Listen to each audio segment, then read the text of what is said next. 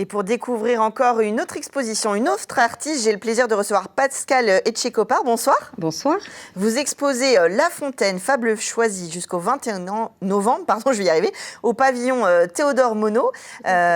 Donc comme son nom l'indique, c'est le petit pavillon qui se trouve sur l'une des entrées du parc Monod. Une des entrées face au tramway. Face au tramway, exactement, juste en face de la rue Gambetta. Exactement. Et donc, on ne peut pas trop la louper en général. On ne peut pas trop la louper et puis on peut facilement y passer en amenant les enfants au parc ou en faisant un petit tour le week-end ou en semaine, puisque vous êtes peut-être en vacances.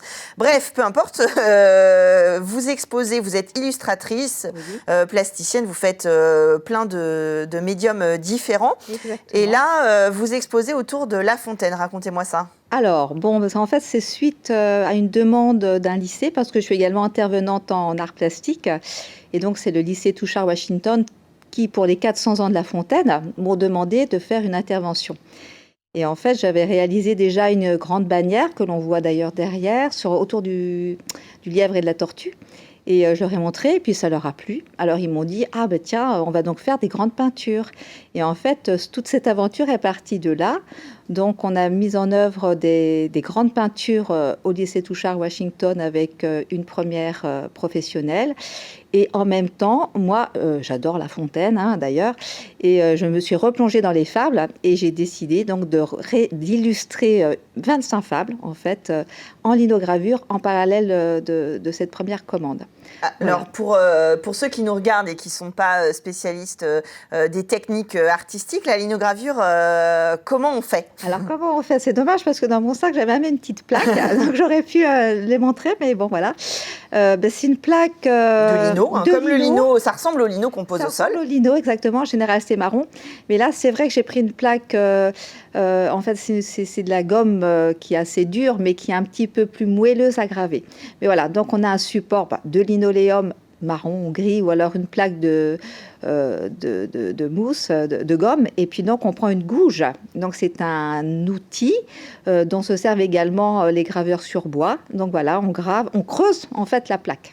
Et on imprime du coup après, évidemment, en relief voilà. Et donc en négatif l'illustration que vous avez faite. Exactement, quand on fait comme moi, là j'ai vraiment en effet gravé la plaque, après je l'ai ancrée, donc, et une fois que c'est imprimé, voilà, le trait apparaît en blanc, c'est le blanc du papier, parce qu'on encre le dessus de la plaque, en fait c'est comme un gros tampon.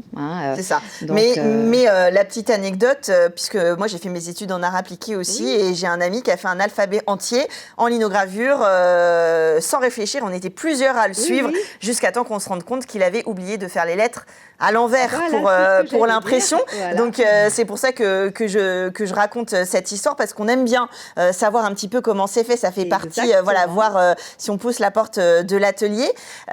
Donc c'est vrai que ça donne un résultat original d'impression, reproductible, mais pas à l'identique, puisque il y a la plaque qui bouge, il y a la couleur, etc. Et puis vous pouvez aussi changer ces couleurs. Ces œuvres-là autour de La Fontaine, comment vous avez appréhendé ? Alors les fables de La Fontaine, j'ai envie de dire, c'est un marronnier pour les illustrateurs, c'est quelque chose, c'est presque un passage obligé. Exactement, et en fait c'est tout à fait ça, parce qu'en effet il y a vraiment surtout que le premier recueil de fables qui a été édité au XVIIe siècle, en 1668 je crois, ça a été un recueil de fables illustrées et qui s'appelait déjà Fables choisies, parce que La Fontaine il en a quand même écrit 243. C'est ça, donc on va pas forcément... on est obligé de les choisir, et donc moi ça a été égal. C'est pour ça que j'ai pris ce titre pour l'exposition, parce que j'ai choisi 25 fables, dont certaines peu connues et que je trouvais vraiment intéressantes. Donc, c'est quoi qui vous inspire ? C'est plus les animaux ou le message qu'elles transmettent ? Oui, les animaux déjà, en effet. Et puis c'est aussi parce que pour le lycée Touchard, il fallait faire un lien avec l'écologie, le développement durable. Donc là, j'avais pris comme axe de travail les espèces menacées. Et donc j'ai repris toutes les fables de La Fontaine. Voilà. Et puis j'ai regardé les animaux qui étaient représentés. Le corbeau et le renard ne sont pas forcément les espèces les plus menacées. C'est pour ça qu'en effet, dans les bannières qu'on a réalisées avec Touchard, il n'y avait pas le corbeau et le renard. Et par contre, il y avait une fable avec un léopard, il y avait une fable avec un dauphin, il y avait une fable, le loup est une espèce menacée, donc il y avait également le loup et l'agneau. Voilà, ça a été mon premier choix en fait d'animaux. pour le lycée Touchard.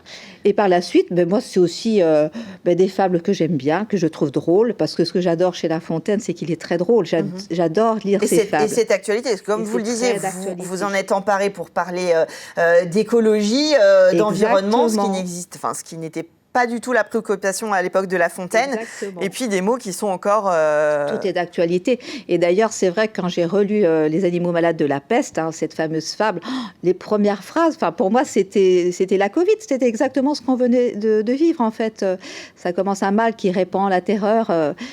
Puis par la suite, ils disent on ne mourrait pas tous, mais tous étaient touchés. Je me dis, on est en plein dedans. Exactement. Donc de nouveau, on reparle de pandémie.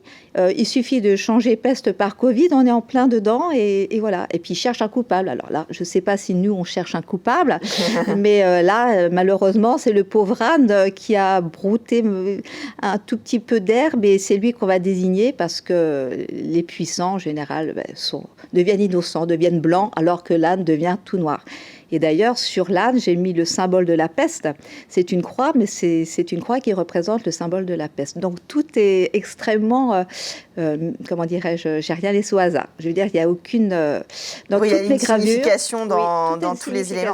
Alors, surtout qu'il faut expliquer aussi aux téléspectateurs que là, c'est un travail personnel. Vous êtes illustratrice, la plupart du temps, vous travaillez pour des couvertures ou des illustrations, donc des commandes où vous n'avez pas le choix de la thématique. Et puis même, c'est vrai que pour la technique, quoique, je crois que ça pourrait être intéressant de proposer un travail de linogravure, mais c'est vrai que même tout ce travail qu'on peut découvrir à Mono, on peut se dire, oui, mais sur Internet, on va faire pareil. Voilà, avec tous les logiciels. Oui, bien sûr, mais après, on n'a pas l'accident, on n'a pas l'aspérité, on n'a pas exactement la même couleur. Ce travail à la main, vous avez cette démarche, pareil, quand vous illustrez pour des livres. Est-ce que vous travaillez, alors pas forcément en linogravure, mais quels sont vos matériaux préférés ou est-ce que vous passez à l'ordinateur Non, en général, j'aime bien tracer à la main. Et puis, j'ai fait énormément de pictogrammes, par exemple, et je vendais mon coup de pinceau, en fait, parce que c'est ce qu'on me demandait. C'est-à-dire que même avec les outils informatiques, retrouver un geste, c'est peut-être pas si simple que ça. Oui, et puis une identité, donc, parce que ce geste, s'il est produit sur plusieurs signes différents, il crée un ensemble. Exactement. Et donc, j'ai vraiment vendu un coup de pinceau pendant longtemps. Et par la suite, c'est vrai que même quand j'ai réalisé une bande dessinée ou même des couvertures, j'ai quand même, en général, je dessine à la main. J'aime bien tracer à la main. Après, je scanne. Mais par contre, j'adore faire la mise en couleur sur info. Ça, je trouve que ça, j'aime énormément. Je reprends par contre exactement le principe d'une peinture traditionnelle. C'est-à-dire que je commence par l'éclair. Après, je monte mon image quand je la mets en couleur comme une peinture traditionnelle, en superposant des calques, etc. Bon, après, simplement, la seule différence, c'est que mon image info, on peut sauvegarder, on peut revenir à des étapes précédentes, tandis que quand on fait une image, ce qui est très bien d'ailleurs, parce qu'en général, quand on illustre pour des personnes, il y a toujours des corrections. Oui, donc ça nous permet de corriger certaines choses. Oui, ça va plus vite qu'à l'aérographe. Oui, au lieu de refaire toute l'image, quand on a appris ça, on sait, là on fait nos calques et puis on demande une correction, c'est pas très grave. Voilà. Tandis que, mais c'est ce qui m'intéressait là, dans tout ce travail-là, c'est que il n'y a pas de promesse, il n'y a pas de sauvegarde, c'est que, surtout quand je grave, là, toutes mes linogravures, ça paraît très simple, mais en fait, il faut une maîtrise de l'outil. Bien sûr. Parce qu'il n'y a qu'un seul trait, en général, c'est très graphique et je n'ai pas le droit à l'erreur. Si bien qu'il y a certaines gravures que j'ai recommencé quand même plusieurs fois. Donc, je vous le dis. Donc, c'est pour ça, ça paraît très simple, mais c'est vraiment un trait unique qu'il faut graver. Il faut donc maîtriser l'outil, il faut maîtriser le support. Donc, voilà. C'est un rapport physique aussi à l'objet. Et puis après, il y a la matière, il y a l'odorat, etc. Ah oui, moi j'adore. Alors, je reconnais. Bon, c'est vrai que les plaques de gomme que j'utilise, il n'y a pas cette odeur, mais alors, une plaque de lino, vous la sortez. Il y a une odeur que j'adore, comme l'odeur des encres. Ouais, et déjà, on est dedans. Parfois de la peinture. Et la peinture, c'est super. Puis c'est vrai qu'il y a ce côté très, très physique, en effet, de la gravure. Et c'est ça que j'aime beaucoup, en fait. Moi, c'est vraiment graver ce support avec la gouache.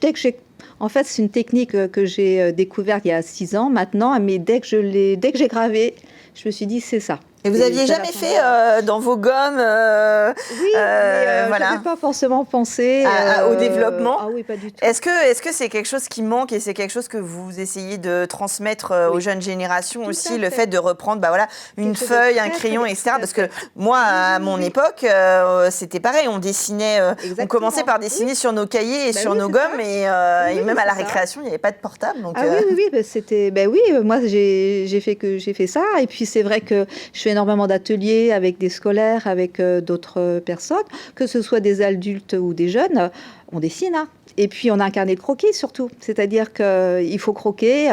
Chez des ateliers, par exemple, carnet de voyage, sur Assé-le-Boine. Enfin, d'ailleurs, on va faire une exposition ce week-end. Et on croque. Hein. Il faut avoir un carnet de croquis sur soi. Et puis, quand il y a quelque chose qui nous intéresse, on s'installe. On croque dans la rue, on croque, voilà. Alors, je vais poser la question, pour vous, quand on dit qu'un bébé est à croquer, c'est qu'il est à dessiner ou il est à manger? J'en ai déjà dessiné. Ouais, c'est ça, on peut se poser la question. Un bébé à croquer, j'ai envie de lui faire plutôt plein de bisous. Plein de bisous, mais voilà, c'est vrai que c'est l'idée aussi, allez-y, regardez, il y a plein de petits ateliers maintenant, il y a des coffrets qui sont très bien faits pour les enfants, n'hésitez pas à leur faire des activités le week-end ou là pendant les vacances, profitez-en, hein, le linoléum, on peut le faire, moi j'ai déjà testé même avec un vieux bout de linoléum, voilà, vous creusez un petit peu à l'intérieur, vous mettez de la peinture, vous allez voir, ça fait le principe du tampon. C'est vraiment le principe du tampon, mais alors après, par la suite... on n'aura pas les mêmes résultats, bien sûr, mais ça permet d'expérimenter. On expérimente beaucoup, et puis en effet, c'est magique en fait, déjà parce que le trait va être inversé, et puis il y a un côté quand même assez, comment dirais-je... immédiat, parce que justement, il y a ce trait, il y a cette couleur. Et ce résultat qui est jamais exactement ce qu'on s'est mis en tête, puisqu'il est inversé, et puis il y a le cadre et la couleur qui le transforment.